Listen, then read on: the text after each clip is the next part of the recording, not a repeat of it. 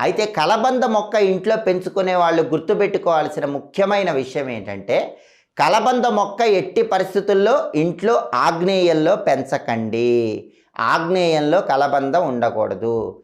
ఈశాన్యంలో కానీ వాయువ్యంలో కానీ కలబంద మొక్కను ఉంచుకోవాలి. అలాగే కలబంద గుజ్జు తీసి శుక్రవారం పూట శ్రీ మహాలక్ష్మీదేవికి ఆ గుజ్జు నివేదన చేసి, ఆ తర్వాత ఆ గుజ్జుని నీళ్లలో కలుపుకొని మీరు స్నానం చేస్తే భయంకరమైనటువంటి దరిద్రాలన్నీ పోతాయి.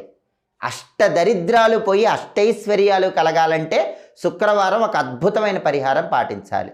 అదే కలబంద గుజ్జు పరిహారం. అది కూడా ఎప్పుడు చేయాలి? శుక్రవారం సాయంకాలం ప్రదోష కాలంలో చేయాలి. ప్రదోష కాలం అంటే సూర్యాస్తమయానికి ముందు వచ్చేటటువంటి 24 నిమిషాల కాలాన్ని ప్రదోష కాలం అంటారు.